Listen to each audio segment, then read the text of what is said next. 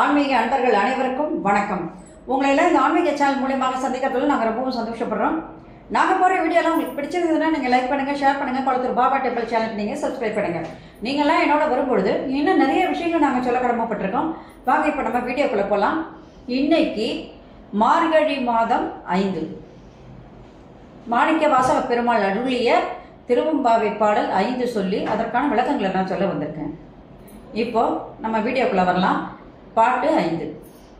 மாலரியா நான்மகனும் காணா மலையினை நாம் போலறிவோம் என்றுள்ள பொக்கங்களே பேசும் பாலூறு தேன்வாய் படினி கடை திறவாய் ஞாலமே விண்ணே பிறவே அறிவறியான் கோலமும் நம்மை ஆட்கொண்டு அருளி கோதாட்டும் சீலமும் பாடி சிவனே சிவனே என்று ஓலம் இடினும் உணராய் உணராய்கான் ஏலக்குழலி பரிசேலோ ரெம்பாவாய். இது பாடல். இப்ப இந்த பாடலுக்கான விளக்கம். இந்த பாட்டுல போன நிலையில ஆன்மாவை எழுப்புகின்றார். இப்ப இந்த பாடல்ல மாணிக்க வாசக பெருமான் ஆன்மாவினுடைய உண்மையான நிலை என்ன என்பதை பற்றி கூறுகின்றார். ஒருவருடைய அனுபவத்தால் பக்தியால் ஏற்படுகின்ற நிலையினால் இறைவனை நாம் உணர முடியும். சொல்லினால் விளக்க இயலாது, சொல்லி புரிய வைக்க முடியாது. ஆன்மாவிலிருந்து தான் இறைவனை நம்ம உணர முடியும். இப்போ அதோடைய விளக்கங்கள் என்னன்னா, திருவண்ணாமலையிலே பாடிய பாடல் என்பதால் அண்ணாமலையாரை சிறப்பித்து இந்த பாடலானது பாடப்பட்டுள்ளது.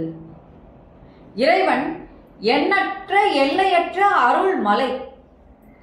திருமாலும் பிரம்மனும் அறிய முடியாதவன் இறைவன். அந்த சிவபெருமான் நான்முகனால் காண இயலாதவர்.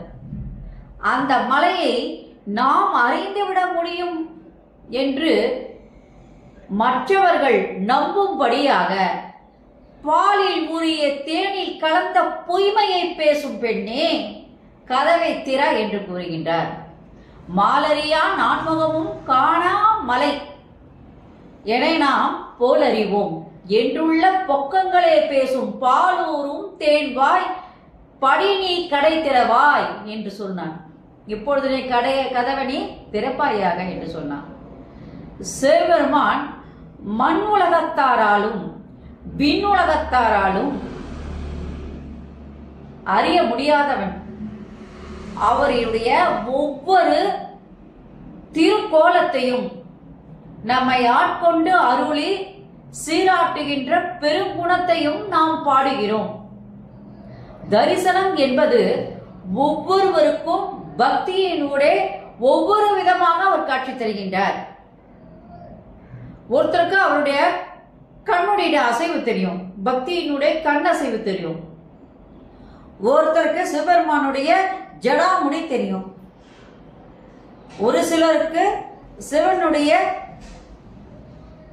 கைகள் தெரியும், சில பேருக்கு பாதங்கள் தெரியும். அந்த மாதிரி அவங்க பக்தியினுடைய இறைவனை எவ்வாறு நினைக்கின்றார்களோ அந்த அளவுக்கு அவங்க ஒவ்வொருத்தருக்கும் அவர் காட்சி தரக்கூடிய இறைவன் அவர். இந்த நிலையில் சிவனே சிவனே என்று உறக்க நாம் பாடுகின்றோம். அப்படி அந்த இறைவனை கண்டுவிட்டு அந்த நேரத்தில் என்ன பண்றோம்? அரஹர மகாதேவா சம்போ மகாதேவா, அரஹர மகாதேவா சம்போ மகாதேவா, சிவனே சிவனே என்று நாம் உறக்க பாடுகின்றோம். இந்த ஒளியானது கேட்டும் நீ உணர்ந்தா இல்லை, விழிக்கவும் இல்லை. வாசனை பொருந்திய கூந்தலை உடையவளே. ஒவ்வொரு வாட்டியும் ஒவ்வொரு விளக்கங்கள் கொடுக்கிறார்.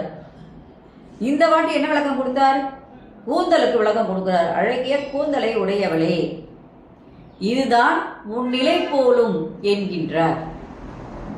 இப்போ இந்த பாடலுடைய விளக்கத்தை பார்த்தீங்க. இப்போ இந்த பாடலுடைய சிறப்பு என்னன்னு கேட்டீங்கன்னா, உலக மாயையில் நாம் வாழும்போது ஆன்மாக்கள் இறைவனை உணராது. நம்ம இறைவனை உணர்வோமான உணர மாட்டோம். ஏன்னா இந்த பற்றுதல் நமக்கு அதிகமா இருக்குது. இது எப்படி இருக்குன்னா உறங்குவது போல ஆகும். இப்ப நம்ம தூக்கத்தில் இருக்கோம். உண்மையான விழிப்புனா எப்படின்னா ஆண்டவனை நம்ம பார்க்கறது தான் உண்மையான விழிப்பு.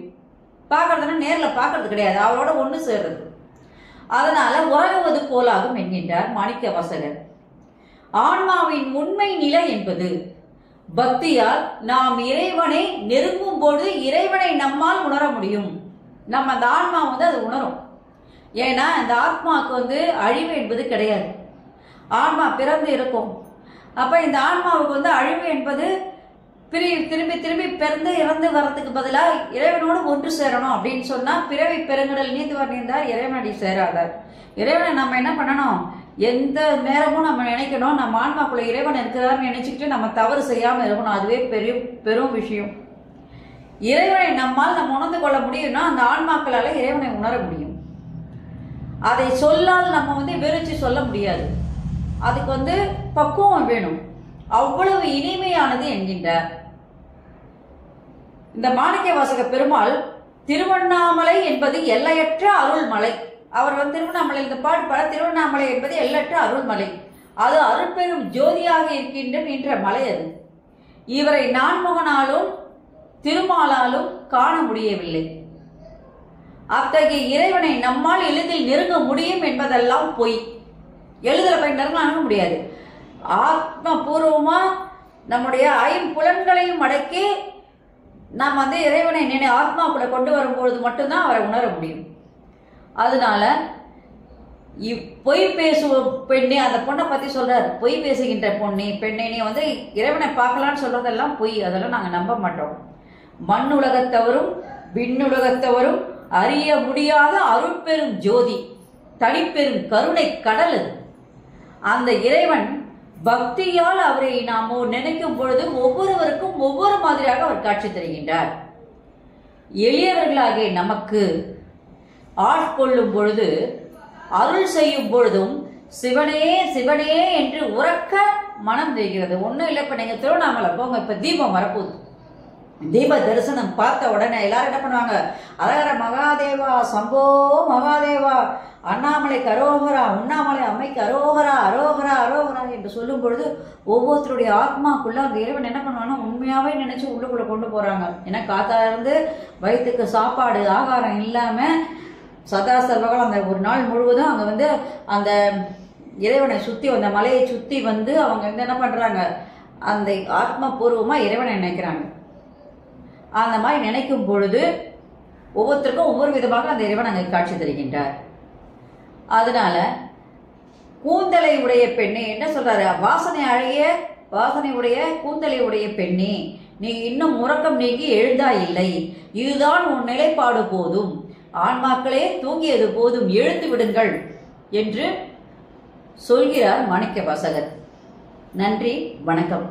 இந்த வீடியோ உங்களுக்கு பிடிச்சிருந்ததுன்னா நீங்கள் லைக் பண்ணுங்கள், ஷேர் பண்ணுங்கள், குளத்தூர் பாபா டெம்பிள் சேனலுக்கு நீங்கள் சப்ஸ்கிரைப் பண்ணுங்கள். நீங்கள்லாம் என்னோட வரும்பொழுது இன்னும் நிறைய விஷயங்களை நான் சொல்ல கடமைப்பட்டிருக்கேன். நாளைக்கு பாடல் 6 சொல்லி அதற்கான விளக்கங்களை சொல்ல வரேன். அரகர Mahadeva, Shambho Mahadeva. Subscribe to my channel and please press the bell icon for more videos.